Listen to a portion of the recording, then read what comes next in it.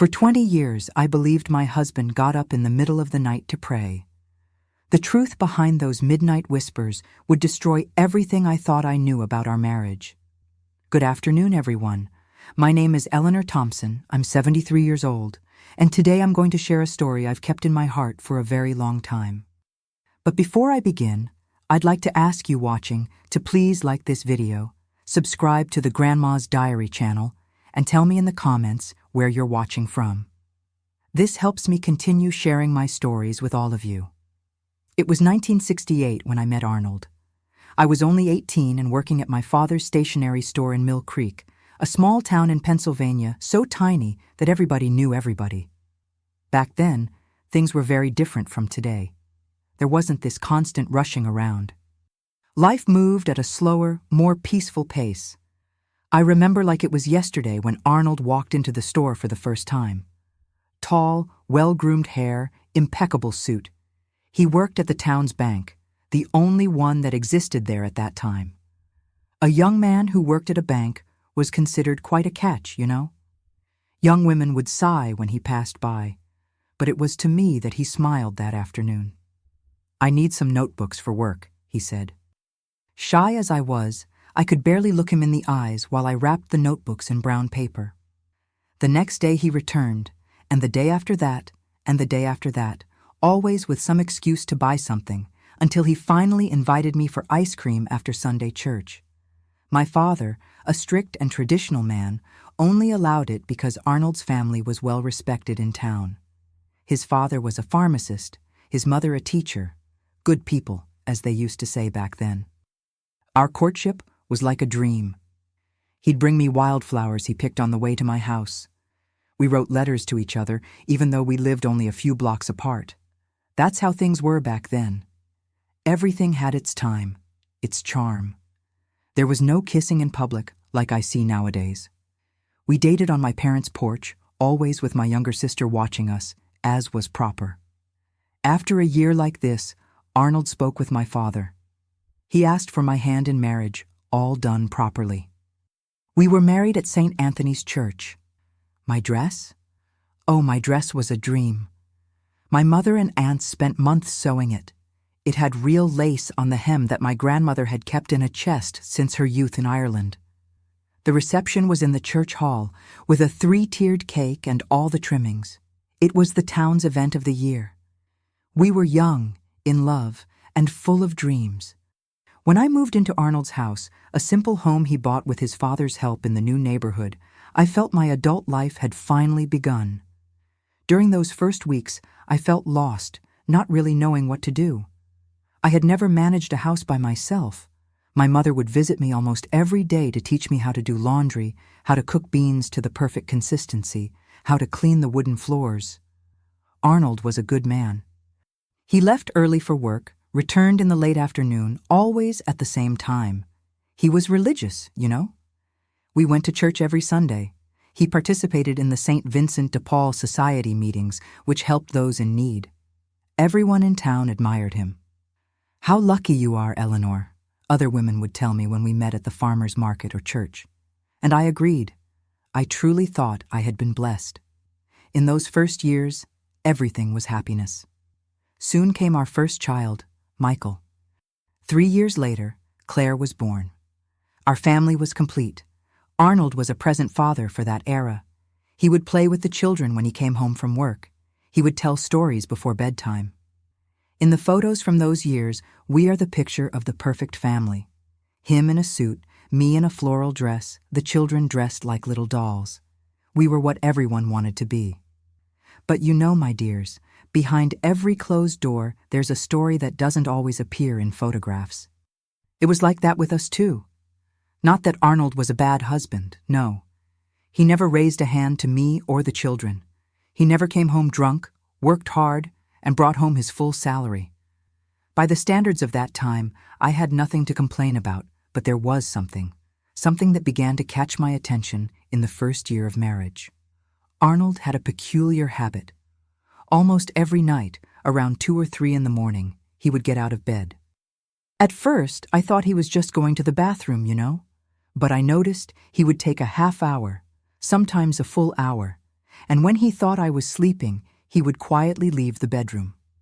One night, curious, I waited for him to leave and got up too. I followed his footsteps down the dark hallway of our house, and there he was, kneeling on the living room carpet, facing the window that overlooked the backyard.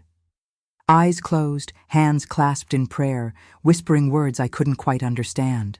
Just low murmurs, as if he was talking to someone in secret. I went back to bed before he saw me. The next morning during breakfast, I asked him about it. "Arnold, I saw you praying in the middle of the night. Is everything okay?" He looked a bit embarrassed, but smiled. "Eleanor, since I was a boy, I've had this habit.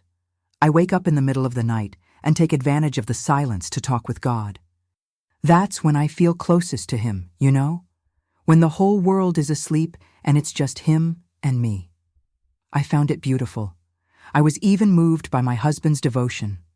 What a man of faith I had by my side, I thought. Someone who got up in the middle of the night to pray for his family. I told this to my mother, to my friends, always with pride. "Arnold is so devout that he wakes up in the middle of the night to pray," I would say.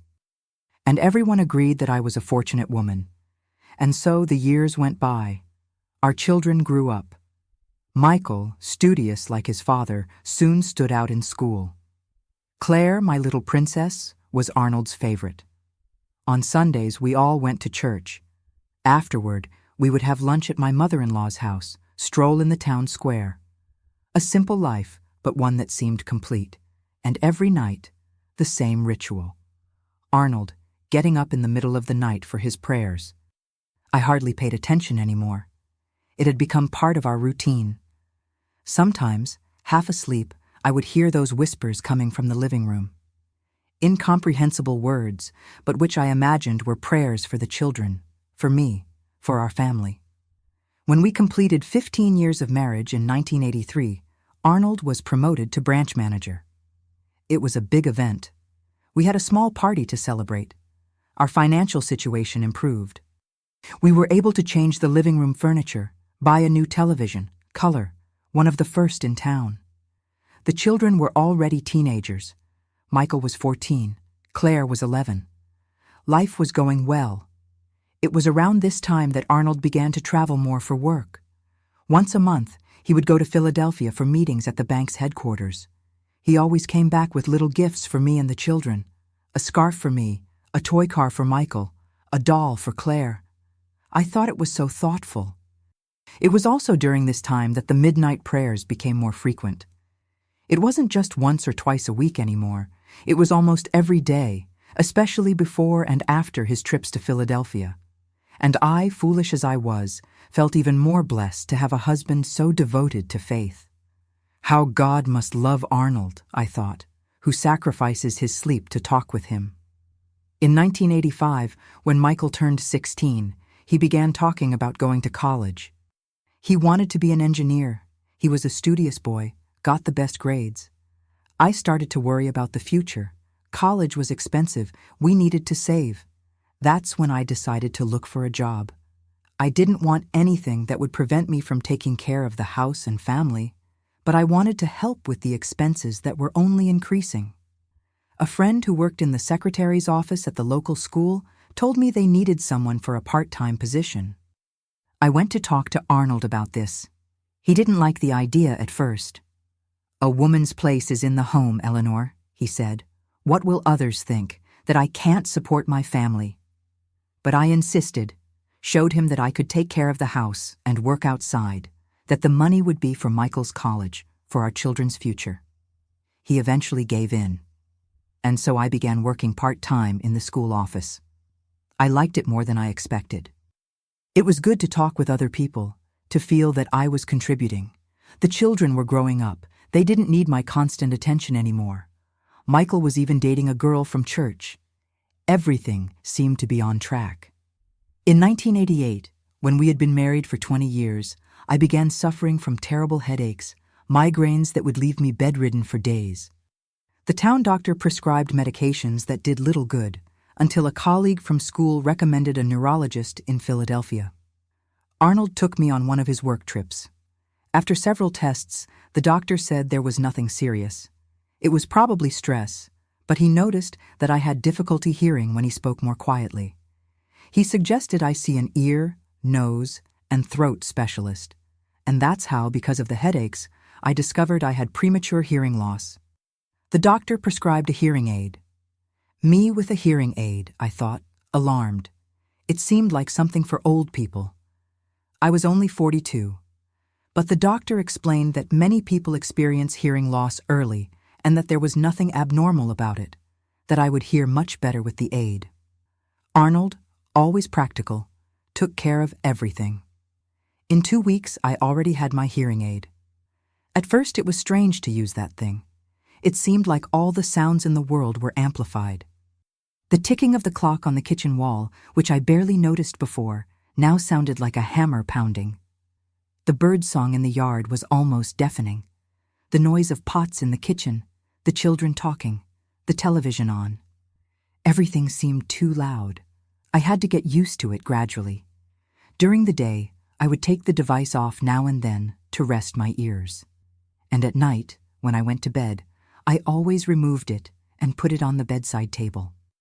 After all, what would I need it for while I slept? At that time, in the middle of 1988, life followed its normal course. Michael, at 19, was studying for his college entrance exams. He wanted to get into Penn State. Claire, at 16, was beginning to dream of being a teacher like her paternal grandmother. Arnold continued at the bank with his monthly trips to Philadelphia, and I divided my time between the house and the job at the school office, an ordinary life like so many others. And every night without fail, the same ritual. Arnold getting up in the middle of the night for his prayers. I was so accustomed to it that I hardly noticed anymore. It was like the ticking of the living room clock. It was always there, but it no longer caught my attention. But fate, my dears, sometimes prepares twists that we could never imagine.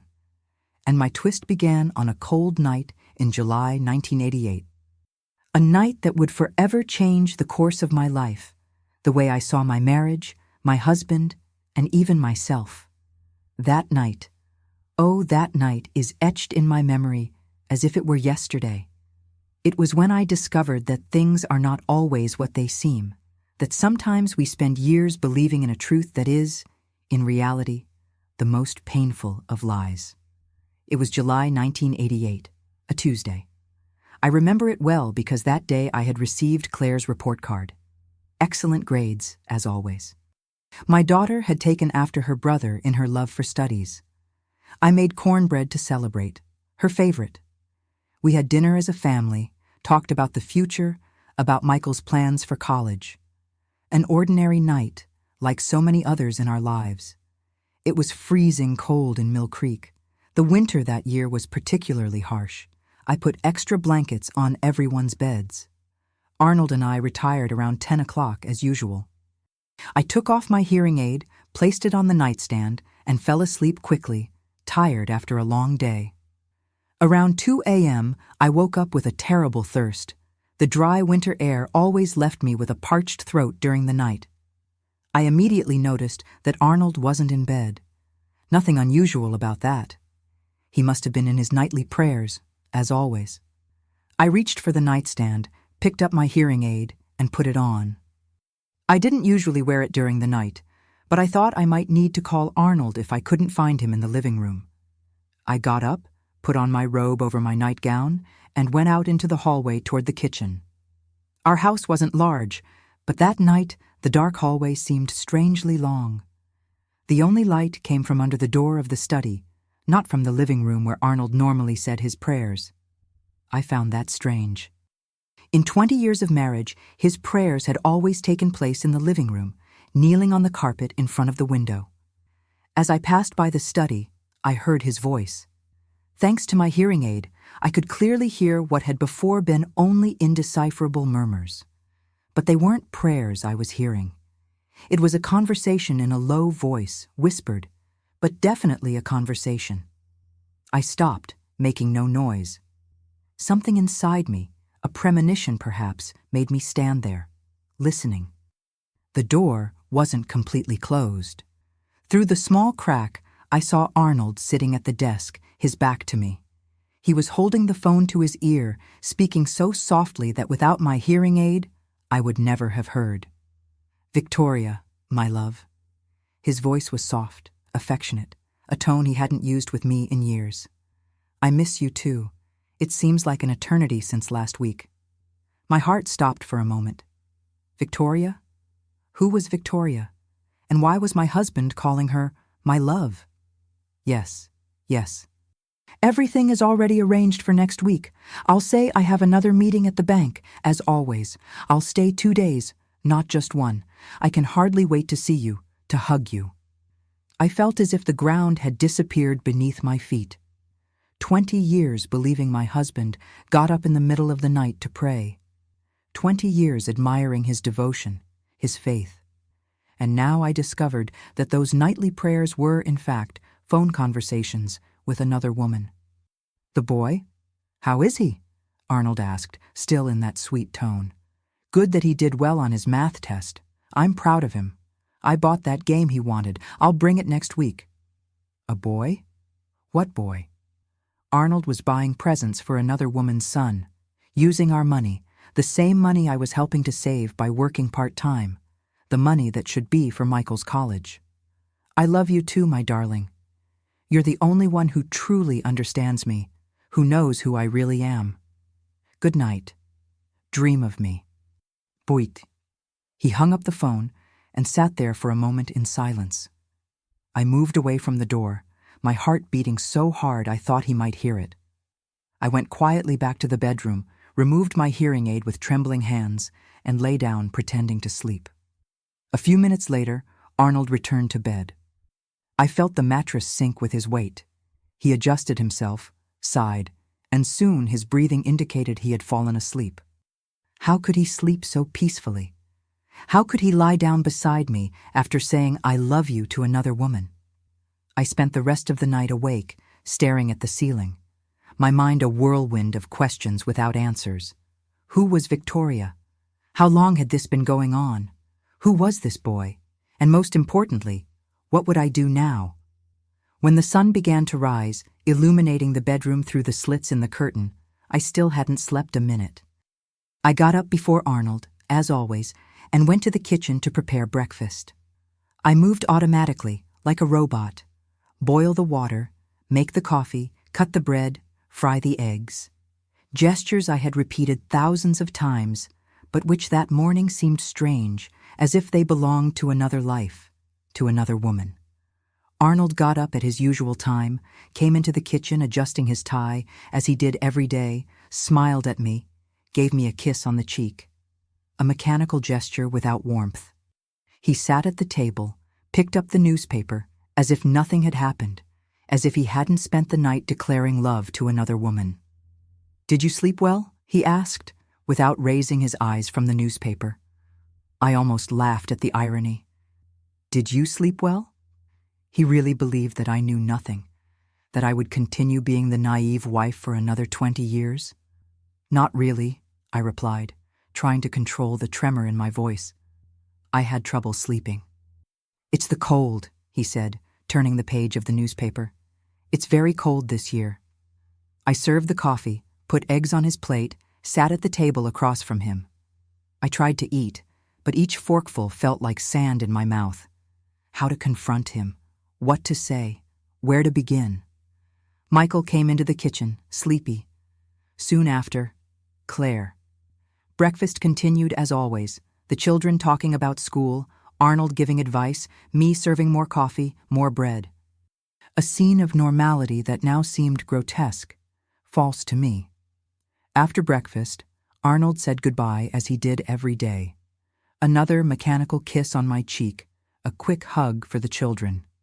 He took his briefcase, put on his jacket. At the door, he turned to me. "I have a late meeting today. Don't wait up for dinner." How many times had he said these same words? How many late meetings had actually been meetings with her? With Victoria? "All right," I replied, my voice surprisingly firm. "Have a good day." As soon as he left, I felt a strange energy take hold of me. It wasn't just anger or sadness. It was a determination I had never felt before. I needed to know more. I needed to understand the extent of that betrayal. After the children left for school, I was alone in the house. Instead of going to my job at the school office, I called in sick.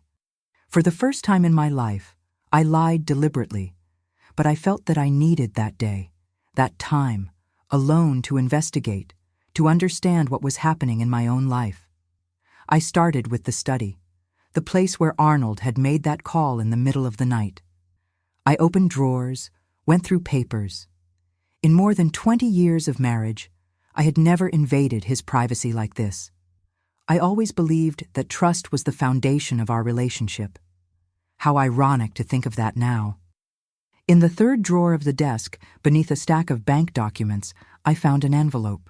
Inside it were receipts, rent in the name of Victoria Daniels at an address in Philadelphia, school payments for someone named Ryan Daniels, purchases of clothes, toys, furniture, everything dated from recent years, some as recent as the previous month.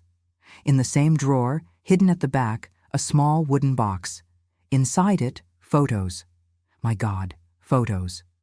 Arnold smiling next to a younger woman than me, with dark hair and large eyes. Arnold hugging a boy of about 10, the three of them together, like a family, in front of a small house. On the back of one of the photos, a date, June 1987, just a year ago, and a message. Forever yours, Arnold. My hands were trembling so much that I dropped the photos on the floor. I had to sit down. The room seemed to spin around me. I took a deep breath, trying to calm myself. But how to calm down after such a discovery? How to breathe normally when you realize that your entire life has been a lie? I continued my search. In the bedroom closet, in the inside pocket of an old suit that Arnold rarely wore, I found another envelope.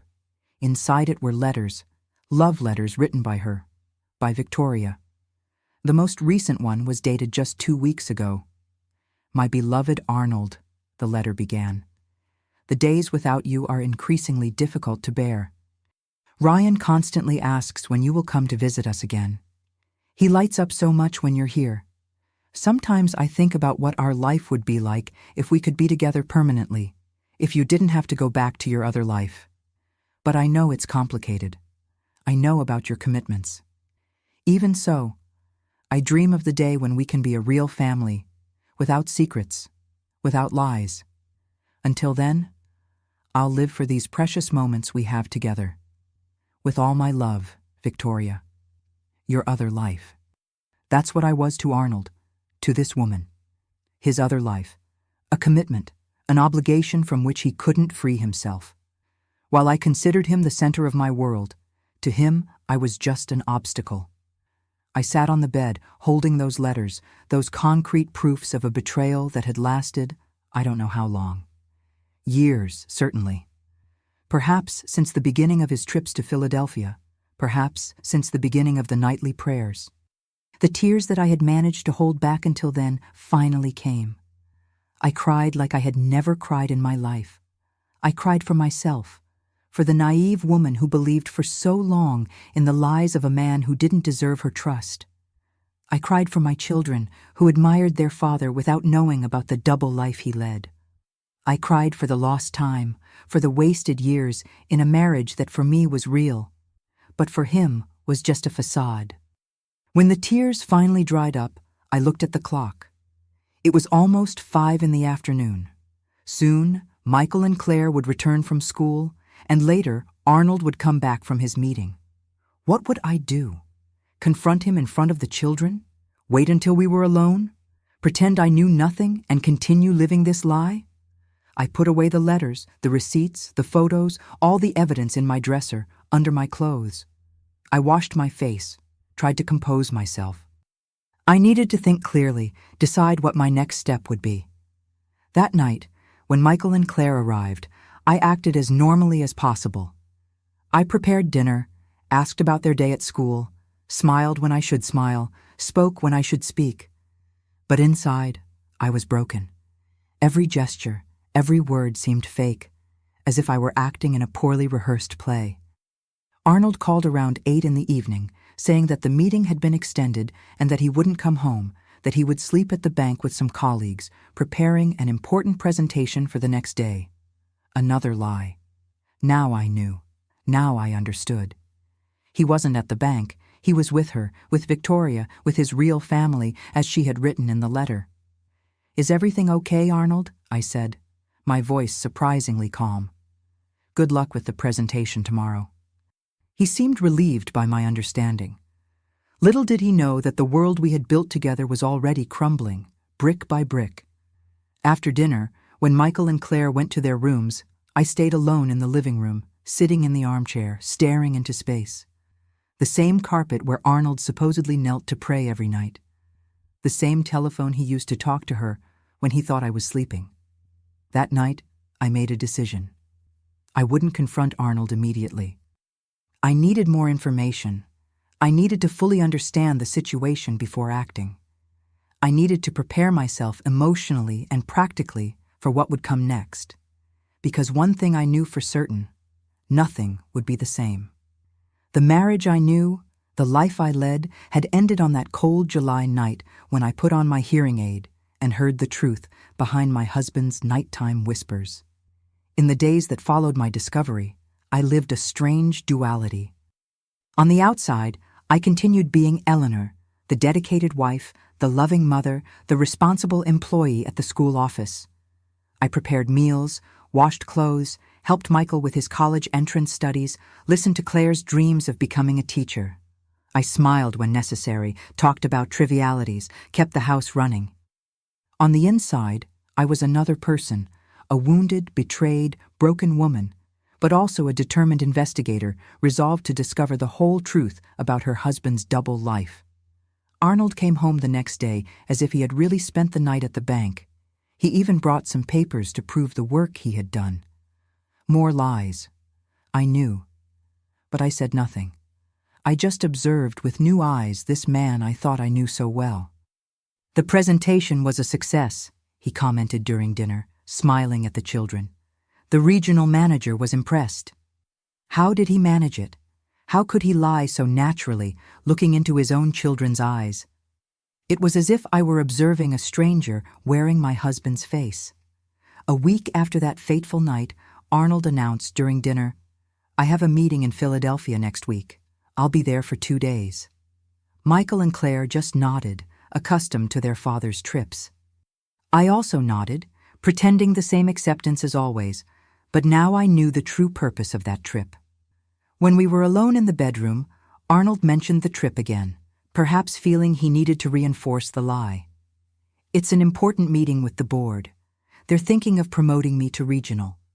"That's great, Arnold," I responded, carefully folding the clothes I had just ironed.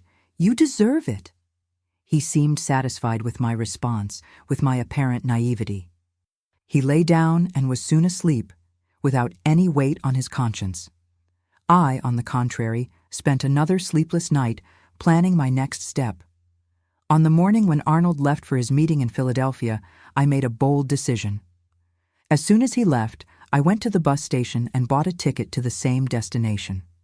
I had never done anything like this, traveling alone to another city without telling anyone, but something inside me had changed.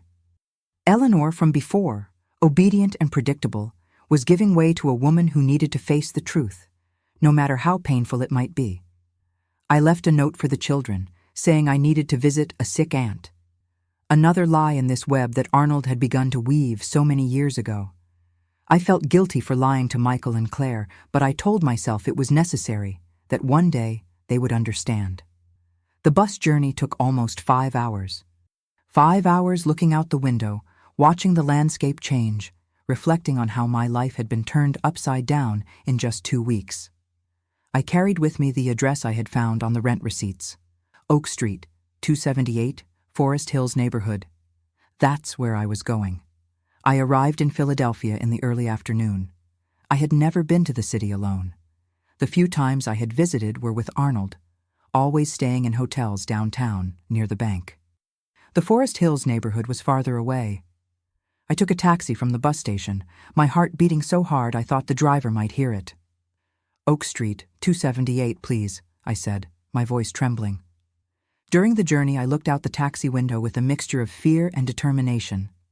The streets of Philadelphia, the buildings, the hurried people, everything seemed to belong to another world, a world very different from my quiet Mill Creek. A world where Arnold led a life completely different from the one he shared with me. When the taxi stopped in front of number 278, I felt my stomach sink. It was a small but nice house, a well-tended garden in front, colorful curtains in the windows, the kind of house where a happy family lives. I paid the taxi and stood on the sidewalk in front, not knowing exactly what to do. I had come this far, but hadn't planned the next step. Confront Victoria? Wait for Arnold? Just observe from a distance?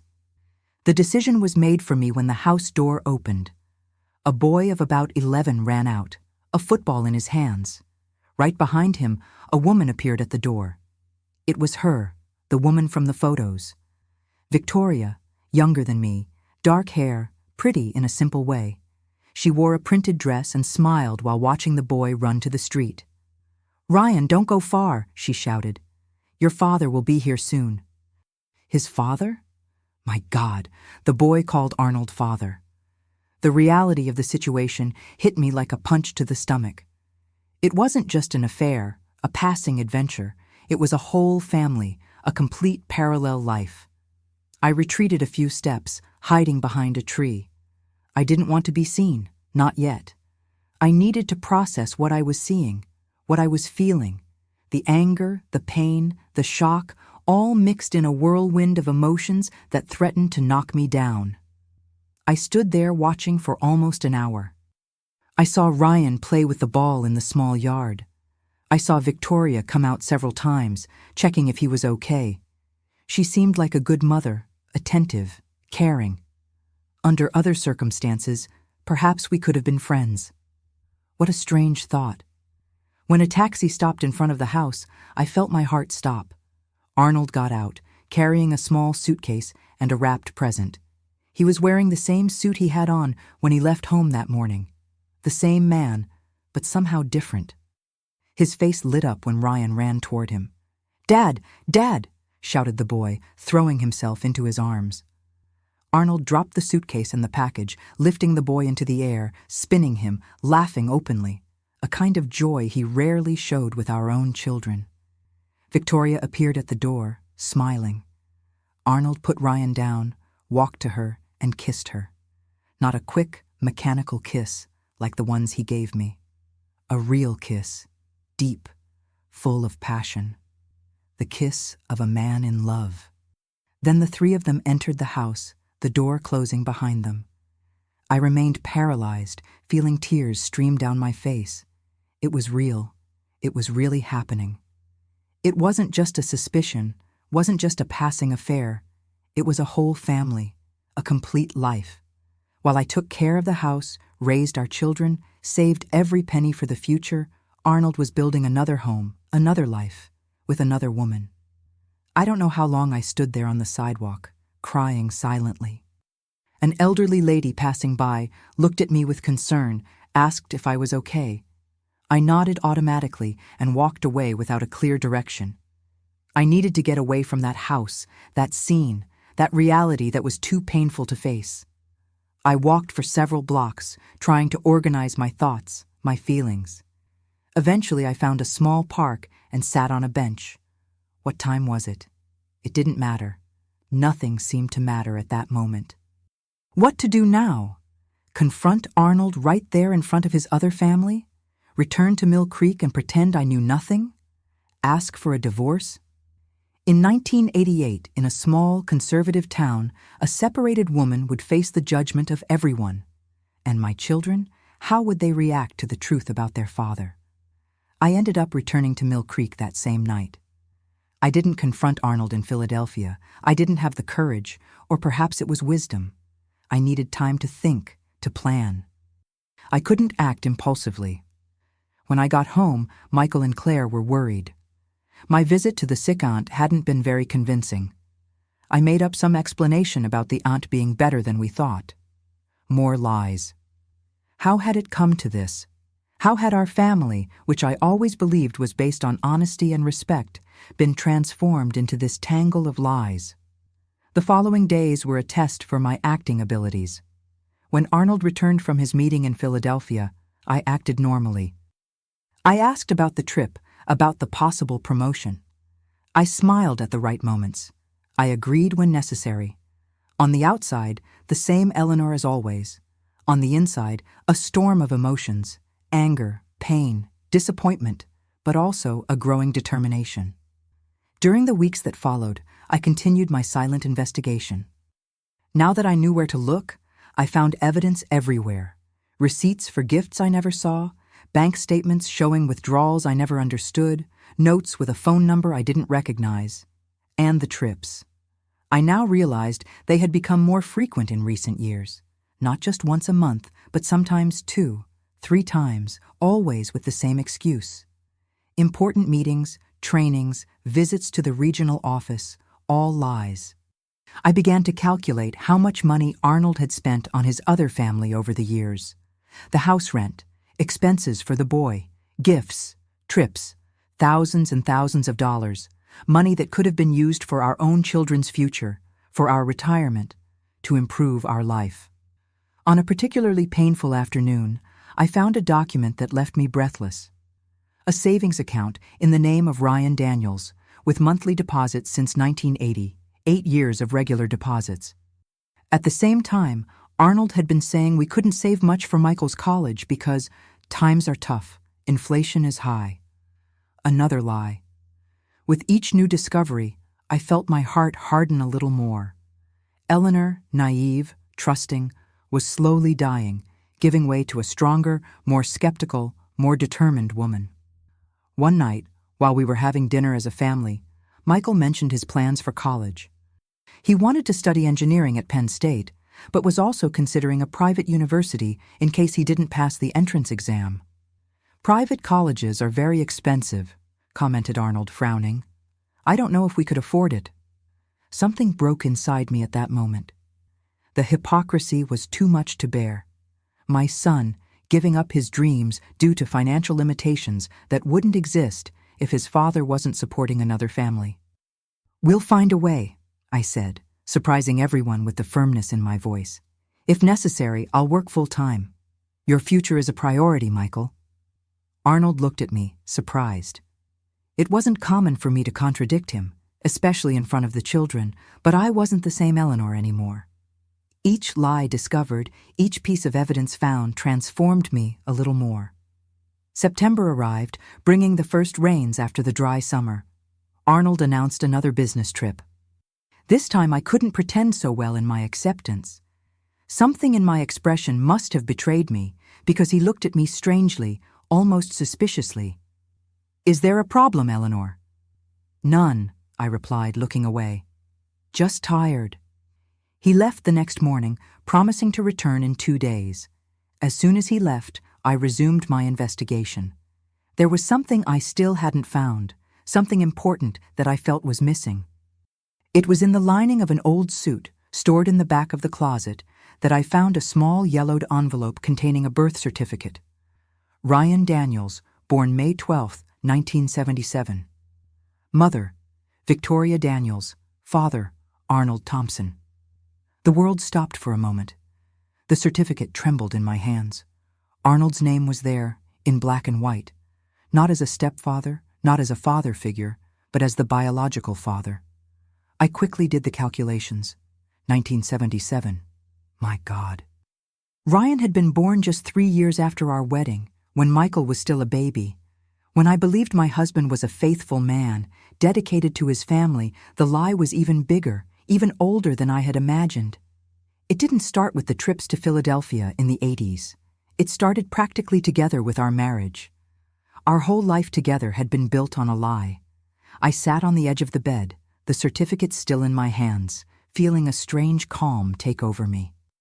It was as if, finally, all the pieces of the puzzle were in place.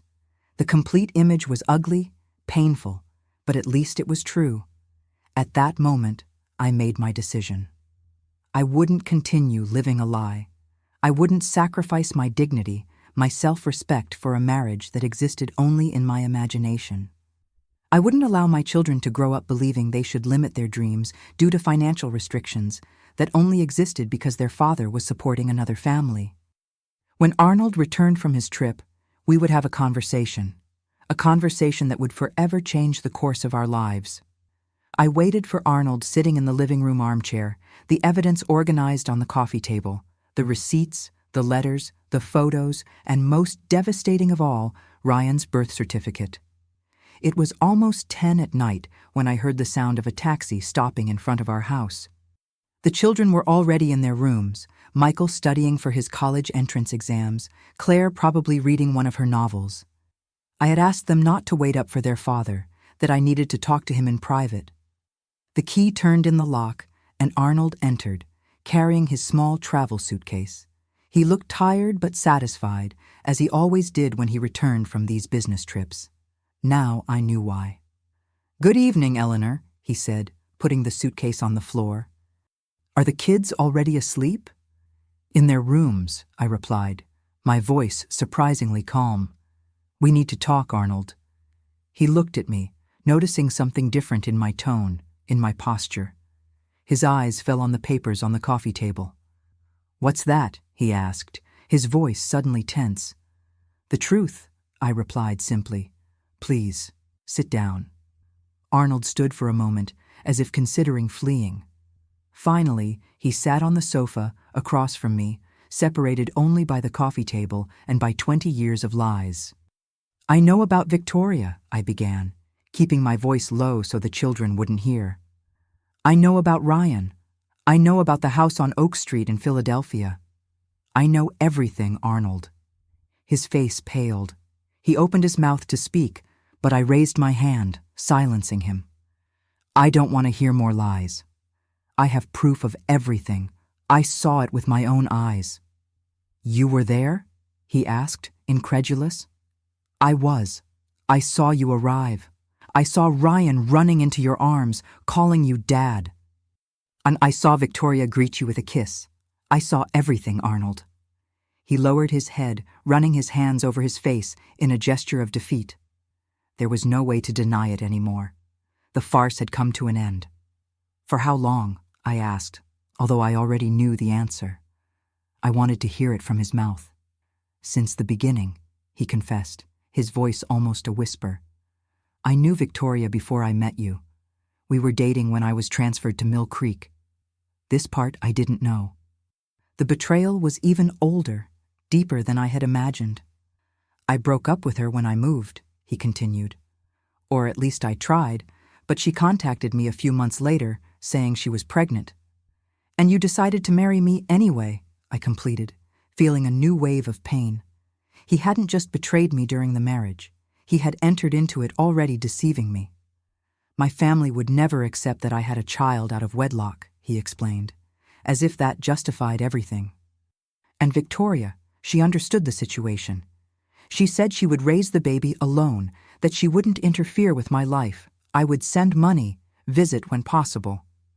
And your plan was to continue like this forever? 2 families, 2 lives?"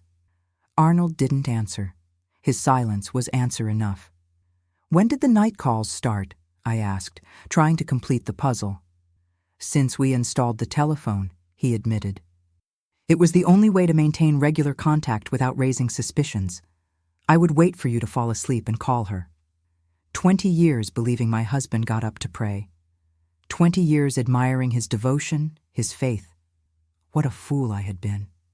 And all the meetings, the trainings, the visits to the regional office, they were to see them?" "Yes," confessed Arnold, now speaking more quickly, as if wanting to purge everything at once. "At first it was just to see Ryan, to fulfill my obligation as a father. But Victoria and I, we never really ended things. The feeling was still there. And what about me and your children here? What were we, Arnold? An obligation? A disguise for your real life?" He raised his eyes, finally looking at me. "It's not like that, Eleanor. I care about you, about Michael and Claire. You are my family, too." "Two," I repeated bitterly, as if he could have 2 families, 2 lives, 2 wives.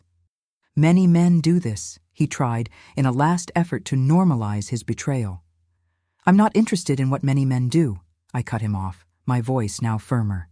I'm interested in what my husband did, the man I trusted for 20 years, the man I admired, respected, defended among my friends as an example of character. We sat in silence for a moment. The clock on the wall marked the seconds, each tick a reminder of the time lost, wasted in a lie. "What do you want to do now?" Arnold finally asked, his voice betraying his fear. It was the question I had been asking myself for days. What to do? Continue pretending, as so many wives did at that time? Confront him, but remain in the marriage for the children, for financial stability, for fear of social judgment? Or put an end to it, start over, even with all the challenges that would imply? "I want a divorce, Arnold." The words came out more easily than I expected. They sounded strange in the air, as if they belonged to another person, not to the obedient and traditional Eleanor I had been for so long. "Divorce?" he repeated, as if he couldn't believe what he was hearing. "Eleanor, you can't be serious. Think of the children, your reputation, what people will say." "I've thought about all that," I replied calmly. "And I've also thought about my dignity, my self-respect, the example I want to set for Michael and Claire. I can't continue living a lie, Arnold, not after knowing everything I know." "We can work this out," he insisted, now in an almost desperate tone. "I can end things with Victoria, I can stop the trips. I can be a better husband." "And Ryan, your son? Will you abandon him?" "No, of course not, but I can reduce the visits, just send money." "How can you suggest that? Abandon your own son? What kind of man would do that?" "I'm trying to save our marriage, Eleanor." "Our marriage ended the moment you decided to have two families, Arnold. Maybe even before, when you decided to marry me knowing another woman was expecting your child." He stood up, began pacing the room, running his hands through his hair in a gesture of desperation. "It can't end like this. 20 years together, 2 children." "20 years of lies," I corrected him. "As for the children, they deserve to know the truth. Not today, not now, but eventually. They deserve to know what kind of man their father really is." "You wouldn't do that," he challenged. "You'd destroy the image they have of me." "You did that yourself, Arnold." That night, Arnold slept on the couch. I, for the first time in weeks, slept deeply in our bed. It was as if an immense weight had been lifted from my shoulders. The truth was finally exposed, the decision made. The road ahead would be difficult, but at least it would be honest. The days that followed were a whirlwind. Arnold tried everything to convince me to reconsider. Promises, tears, even veiled threats about my financial situation if I went ahead. Nothing worked. My determination only grew. I spoke to Michael and Claire separately, without going into all the details, just explaining that their father and I were separating, that some differences could no longer be reconciled. Michael, always perceptive, seemed to understand there was more behind my vague explanation. Claire cried, asked if it was her fault, if it was something she had done. It broke my heart to have to comfort her, to assure her that the problem was between her father and me, nothing related to her. The next step was to find a lawyer.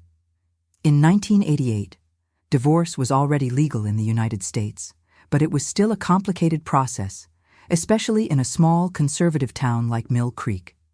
The only lawyer in town refused to take my case, claiming to be a friend of Arnold's family. I had to go to the neighboring town, which was larger, to find someone willing to represent me. Mr. Macedo, an elderly gentleman with a sharp look, listened to my story without judgment. When I finished, he nodded gravely. "Do you have proof of the infidelities? The two families?" "I do," I replied, showing him the folder where I had organized all the evidence, photos, letters, receipts, even the birth certificate of his other son. "Good, very good," he murmured, examining the documents. "With this evidence, we'll get a fair division of assets. Your husband can't claim he can't support you and the children, not when it's proven he's been supporting another family for years." Meanwhile, the news of our separation began to spread around town.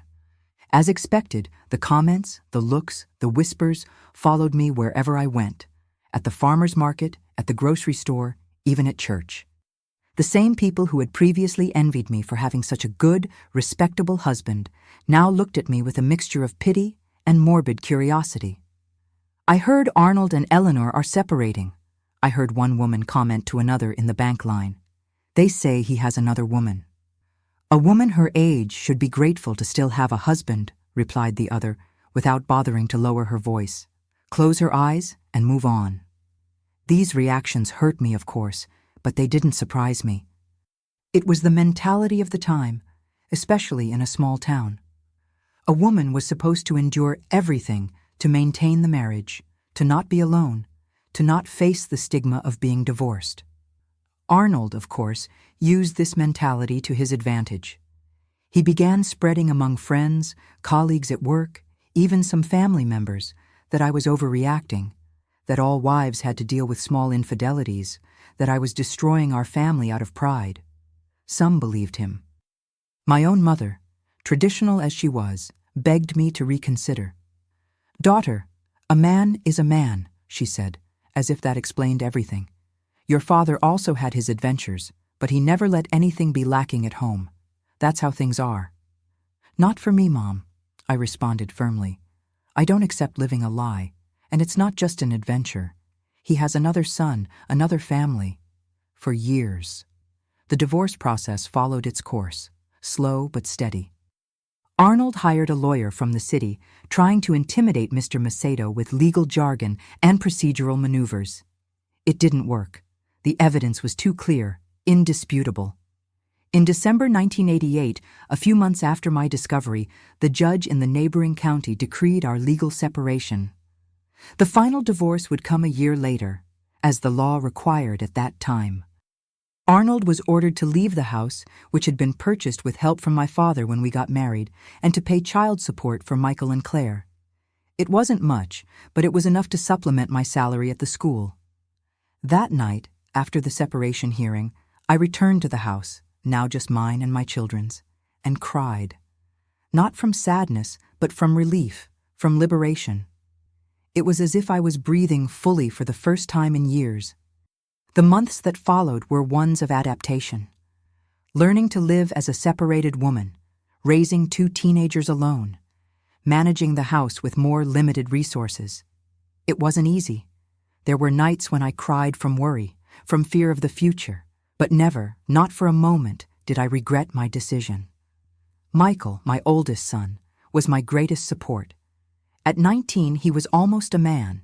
He arranged a part-time job to help with expenses, without abandoning his studies for the entrance exams. Claire, at 16, had more difficulty accepting the new reality. She missed her father, questioned why he couldn't come back home. It was on one of these nights, seeing my daughter cry from missing her father, that I almost weakened, almost went back, almost accepted Arnold back, almost closed my eyes and moved on, as so many people suggested. Almost. But then I remembered the photos, the letters, Ryan's birth certificate. I remembered the house on Oak Street, Victoria greeting Arnold with a kiss, the boy calling him Dad. I remembered the lies, the nights when I believed my husband got up to pray when, in reality, he was talking to another woman. And I knew I had made the right decision, no matter how difficult the road ahead. The spring of 1989 arrived, bringing new beginnings.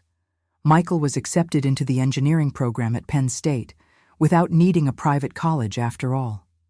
Claire eventually accepted the reality, especially after Arnold began visiting her regularly, taking her for walks, to the movies. As for me, I had gotten a raise at the school, taking on more responsibilities in the office. Life went on, different from what I had planned, but still my life. A life based on truth, not lies. A life where I could look in the mirror every morning without shame, without doubts. That same year, I heard from an acquaintance that Arnold had moved permanently to Philadelphia, that he now lived with Victoria and Ryan, that he seemed happy. Strangely, the news didn't hurt me. I felt only a kind of relief. Let them be happy, let them live their truth, as I was living mine. On a Sunday afternoon, sitting on the porch of my house, really mine now, watching Claire study and Michael fix the garden fence, I realized something important. I too was happy. Not in the way I had imagined, not in the marriage I thought I had, but still happy, free, at peace with myself. The road had been long since that cold July night when I put on my hearing aid and heard the truth behind my husband's nighttime whispers. A difficult road, painful in many moments, but one that led me exactly where I needed to be. And for the first time in a long time, I no longer feared the future. I was ready for whatever came next. The years following my separation were like learning to walk again, each step uncertain at first, stumbling sometimes, but gradually gaining confidence, firmness, until finally finding my own rhythm. The beginning of the 1990s brought many changes to America and also to my life. While the country faced a recession, the Gulf War, and a changing political landscape, I faced my own challenges, being a divorced woman in a small town where everyone knew each other and judged. I remember the Sunday services, sitting alone in the church pew where our family once sat with such pride, the looks, the barely disguised whispers. There goes Eleanor, the one who left Arnold. At first, it cut me like a knife. With time, I learned to hold my head high, look forward, focus on the pastor's words, and ignore everything else. My work at the school became my refuge. In 1990, the principal offered me a promotion. From secretary, I became the administrative assistant with a small salary increase. It wasn't much, but it helped compensate for the months when Arnold's child support was late, which happened frequently at first, perhaps in an attempt to make me reconsider my decision. Michael started engineering college that same year. My oldest son, always so responsible, divided himself between his studies and a part-time job to help with household expenses. On weekends, he still found time to fix things around the house, a leaking faucet, a malfunctioning switch, tasks that had once been Arnold's. "You don't have to do all this, son," I would say, seeing him tired after an intense week of classes and work. "I want to do it, Mom," he would reply with that determined smile he had inherited from me, not his father. "This house is our responsibility now." Claire, at 17, had more difficulty adapting to the new reality. She missed her father, questioned my decision, sometimes with tears, other times with teenage anger. Arnold visited her regularly, took her for walks, bought her presents, things he rarely did when we lived together. It was as if, free from the obligation of pretending to be a dedicated husband, he could finally make an effort to be a present father, at least for Claire. "Why can't we be a family again?" she would sometimes ask after returning from one of these outings with her father. "He seems sorry, Mom." "Some things once broken can't be fixed, dear," I would reply, hugging her, feeling her fragile body tremble with held-back sobs. "But that doesn't mean we can't build something new, something different, but still good." With time, Claire began to understand, especially after one of her visits to Philadelphia, which Arnold finally began to allow when she turned 18, she met Victoria and Ryan. She returned from that visit quieter, thoughtful. "You won't believe it, Mom," she said that night, sitting on the edge of my bed. "Ryan is the spitting image of Dad. The same eyes, the same way of smiling. It's strange, like having a half-brother I never knew existed." "And how do you feel about that?" I asked, stroking her hair so similar to mine. "Confused, sad, but also, I don't know, curious. He seems nice. He's my age, did you know? We're in the same grade at school. It's like we grew up in parallel worlds." Claire's perception was surprisingly mature for her 18 years. Parallel worlds, that was exactly what Arnold had created. Two families, two lives growing side by side, separated only by a 120-mile road between Mill Creek and Philadelphia. In 1992, Claire followed in her brother's footsteps and went to college, fulfilling her dream of studying education. With the children at university, the house suddenly became quiet, empty. It was a period of adjustment for me. For 25 years, my life had revolved around other people, first Arnold, then the children. Now, at 46, I found myself alone for the first time, with time and space to think about myself, about who I was beyond being a wife and mother. It was during this period that I made another important decision. I went back to school. I enrolled in night classes to complete the high school diploma I had abandoned when I got married. The first classes were intimidating. I sat in the back row, embarrassed, surrounded by much younger students. But I soon discovered I wasn't the only middle-aged woman seeking to resume her education. We formed a small group, me and 3 other ladies, all with similar stories. Early marriages, interrupted education, lives dedicated to family. "It's never too late to start over," said Mrs. Jenkins, the oldest of us at 62, with an enviable determination. "My late husband used to say women didn't need an education.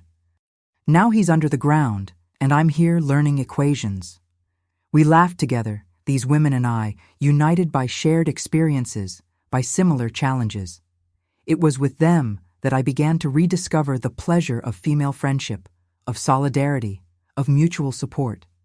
Before, my social circle had been limited to other wives, superficial meetings where we talked only about children, recipes, small gossip. Now we talked about books, about politics, about our delayed dreams and renewed hopes. In 1994, at 48, I received my high school diploma. Michael and Claire came to the graduation, proud, applauding when I was called to the stage. It was one of the most emotional moments of my life, not for the diploma itself, but for what it represented. A fresh start, a promise to myself that my story was still being written. That same year, inspired by my return to studies and my work at the school, I decided to apply to a teaching program at the college in the neighboring town. It was a dream I didn't even know I had until I began to consider the possibilities that life still held for me. "Are you sure, Mom?" Michael asked, concerned. "College requires a lot of time, a lot of money." "I am, son. I'll study at night, continue working during the day. I've already calculated, with my current salary and by saving in other areas, I can afford the tuition." "Then we'll make it work," he said, hugging me tightly. "I'm proud of you." I passed the entrance exam in early 1995, not with a brilliant score, but enough to secure my place. At 49, I entered a college classroom for the first time, carrying new notebooks and renewed determination. The 4 years of college were intense, challenging, transformative. I studied in the morning before work, during lunch, at night after classes, on weekends. My eyes hurt from so much reading, my hands from so much writing, but it was a good pain, a pain of growth. During this period, Michael graduated in engineering and got a good job in Boston. Claire was in her 3rd year of education studies, already interning at an elementary school. My children had found their paths, were building their own lives, and I, contrary to all expectations, including my own, was doing the same. In 1996, I received news that reopened old wounds. Arnold had officially married Victoria. Our divorce had been finalized years ago, of course. But knowing that he had formalized that relationship that for so long had been kept in the shadows caused me a strange mixture of emotions. Not jealousy, not anymore. Perhaps a hint of melancholy for what could have been, for the lost time, but also a certain satisfaction in knowing that now everything was out in the open, as it should have been from the beginning. Claire went to the wedding, representing our family. She came back with photos, stories, even a piece of cake wrapped in a napkin. "It was strange, Mom," she said that night, sitting on the edge of my bed, "seeing Dad marry someone else, but at the same time it seemed right somehow. They seem happy together." "I'm happy for them," I said, surprising myself with the sincerity of that statement. And it was true. Time had softened my anger, my hurt, not to the point of forgetting or completely forgiving. Some betrayals are too big for that. But enough to wish well to this man who, for so many years, had been part of my life. In 1999, at 53, I received my teaching degree. Michael came from Boston, especially for my graduation. Claire, already graduated and working as a teacher, cried throughout the entire ceremony. My friends from the night classes, some who had also gone on to college, were there too. It was a celebration not just of my academic achievement, but of my personal journey, of the woman I had become. The new millennium brought more changes. With my diploma in hand, I was promoted at the school where I had worked for so many years. From administrative assistant, I became educational coordinator. The salary improved significantly, allowing me to make small renovations to the house, replace worn-out furniture, even buy my first car, a used Honda, but which for me represented a freedom I had never experienced. The 2000s saw my children build their own families. Michael married Denise, a fellow engineer, in 2002. Claire found Edward, a history teacher, and they married in 2004. I became a grandmother for the first time in 2005, when Denise gave birth to Matthew. The following year, Claire presented me with Emily. Seeing my grandchildren grow up was and continues to be one of the greatest joys of my life. With them, I experienced a different kind of love. A love without the complications, the expectations, the disappointments that sometimes mark other relationships. A pure, simple, unconditional love. Curiously, it was through my grandchildren that Arnold and I found a way to coexist peacefully. At birthday parties, school presentations, family lunches, we would meet, exchange a few courteous words, even share a smile watching Matthew or Emily do something funny or surprising. "They look just like you when you were that age," Arnold commented during Emily's 5th birthday in 2011.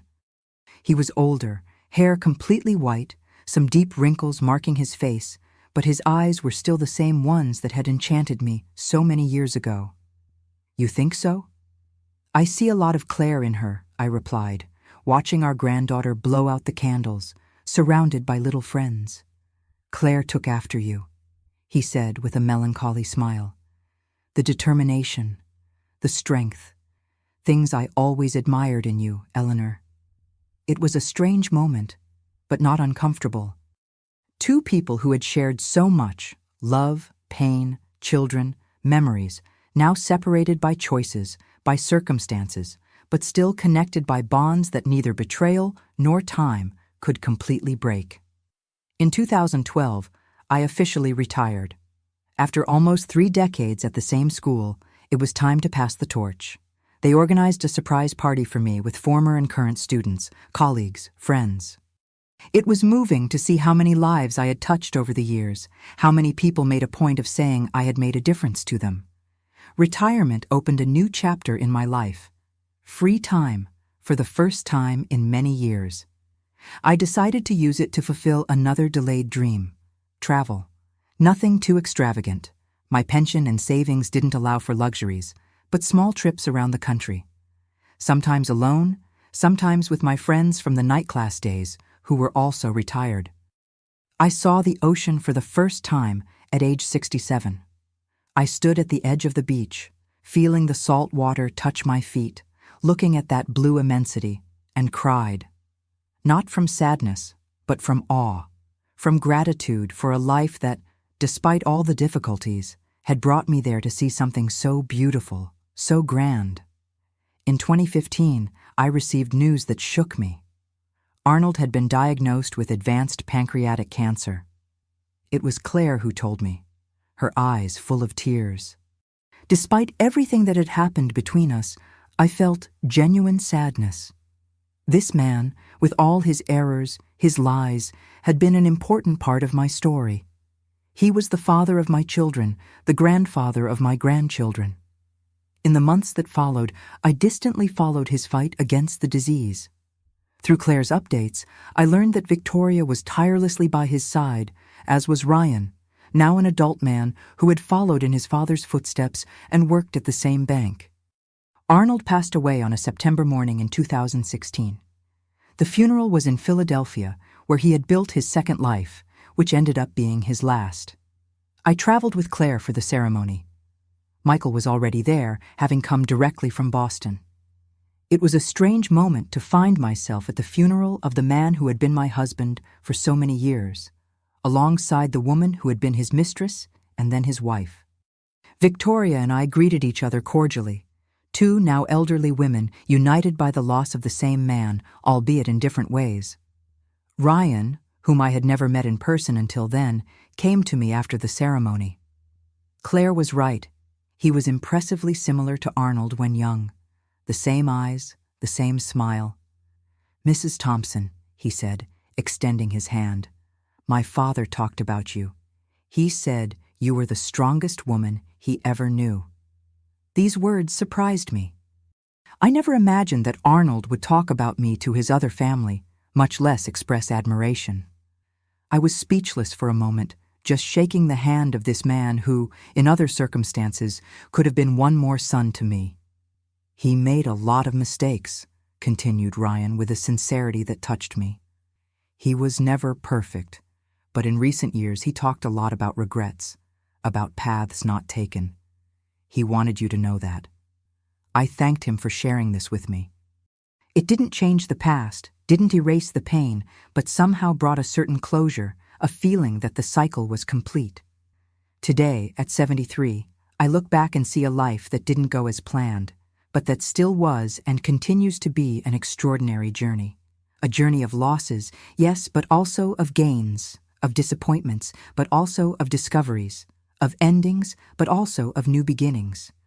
That cold July night in 1988, when I put on my hearing aid and heard the truth behind my husband's nighttime whispers, could have been just the end of a story. But I chose to transform it into the beginning of another, my own story, written with my own words, my own choices. And if there's one lesson I've learned, which I'd like to share with you, my dears, it's this. It's never too late to start over, to rediscover who you are, to build a life that's truly yours. The truth can hurt, can break your heart, can turn your world upside down, but the truth also sets you free. And in freedom, we find our strength, our purpose, our peace. So don't be afraid of the truth, no matter how painful it may be. Don't be afraid to start over, no matter your age. Life is more generous than we imagine, always offering new opportunities, new paths, new forms of happiness, if we have the courage to seek them. And before I say goodbye, I wanted to ask once more for you who are watching. Don't forget to like this video, subscribe to the Grandma's Diary channel, and comment where you're watching from. This helps me a lot to continue sharing my stories with you. Thank you very much for listening to me today.